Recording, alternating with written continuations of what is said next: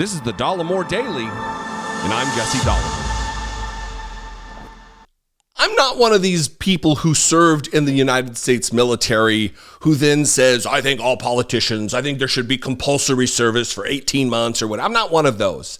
One, because I believe in freedom. I believe in choice. I believe in self-governance and autonomy. I believe in all of these concepts. So I don't believe forcing someone into the military is the right choice. Also, it creates a readiness issue if you're forcing someone to serve. They don't want to be there. You want people who want to be there to be there. However, having said that, when I play clips that I'm getting ready to play, sometimes there's something in the back of my brain that's just like, ugh, maybe this moron should have served. Maybe this absolute zero should have some practical, functioning understanding of what it's like to serve in the military, to don the uniform of your country and serve it in that way. Kevin McCarthy isn't one of those. Kevin McCarthy never served a day in his life. Neither did super uber patriot Lauren Boebert. There's two clips I'm going to play here, and it all revolves around what else? Wokeism, woke agenda, woke. They never define it, but it sure is causing a lot of problems, especially for these righteous military experts who are making policy for the military. Watch this first clip, and then we're going to talk about some concepts that they are absolutely missing the boat on. To have the culture war amendments in the conference version, and the second falls down with Democrat-led Senate's hands. What message is the House sending to the Senate with this bill? Just focus on the military. Stop using taxpayer money to do their own wokeism. A military cannot defend themselves if you train them in woke. We don't want Disneyland to train our military. We want our men and women in the military to have every defense possible, and that's what our bill does. The money focuses directly on their quality of life and, more importantly, on the investment. When you sit and look. Stop using taxpayer money to do their own wokeism. To do wokeism? What? A military can't defend himself if it's, what did he say? A military can't defend themselves if you trained them in woke. We don't need Disneyland training the military. I would agree with that. We don't need Disneyland training our military. But what the fuck are you talking about, Kevin McCarthy? You goddamn moron. Two, what is woke? Was it woke when we desegregated our military?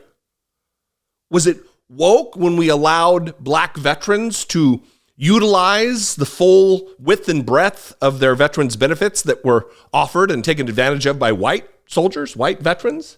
Was that woke? Was it woke when we allowed women in the military to take part in jobs that were other than administrative duty? Was it woke when we allowed them to take part in combat roles? Was it woke when we allowed LGBTQ Americans to proudly, bravely, courageously serve their country? Was that woke? Nah, that was progress. Equality is progress. It's not woke. We are a stronger trust me on this. Former United States Marine, active duty for years and years, been there, done that, know a little bit about it. Readiness is improved. Morale is improved when it is more diverse. But you see, that's not what they want. They want the reverse of that, because I'm going to play the clip now of Lauren Boebert, another dummy who never served a day in uniform, yet in her patriot fashion, acts like she's the greatest patriot of all, voting against military bill and veterans bill, one after the other, while proclaiming herself to be a patriot. But this is going to settle once and for all that it's not that they don't just want woke. They want the opposite of that. They want a white nationalist military.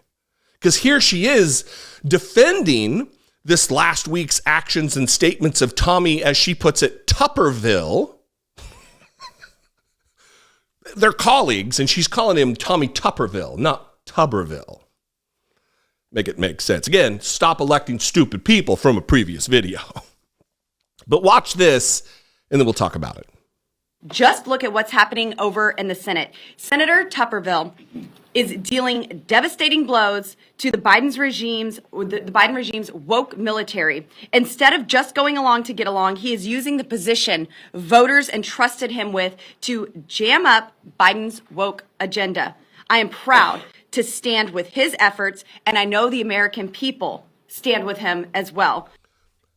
There is no woke military. Woke, especially the way Republicans use it, is meaningless. It can't mean everything if it's going to mean anything. There's no woke military, but to praise Tommy Tuberville means you're defending his statements that white nationalists, proto-Nazis, white supremacists, I just called them Americans. That's what they want in a military.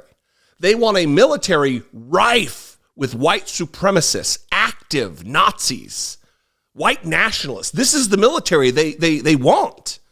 They don't want a military that represents what our country looks like.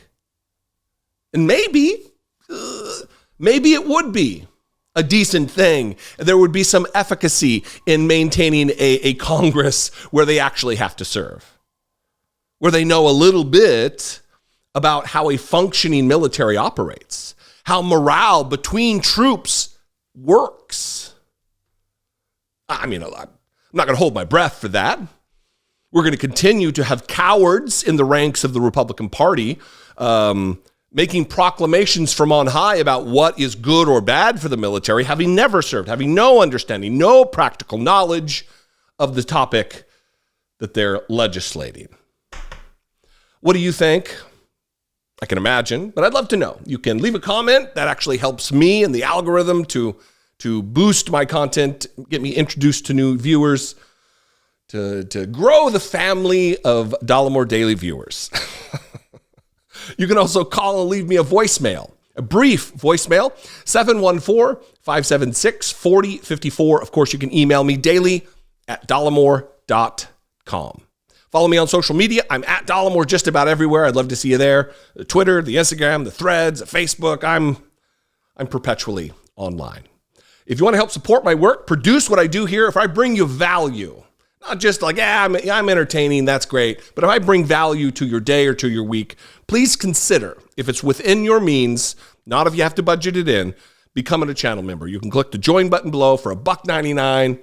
You can hit the super thanks button, or even better, go over to patreon.com/IDoubtItPodcast, which doesn't just support the podcast. It absolutely helps. It's all one umbrella of content creation, and I would appreciate your assistance. I love you guys. I appreciate you very much. Hope you have a great weekend. Be genuine.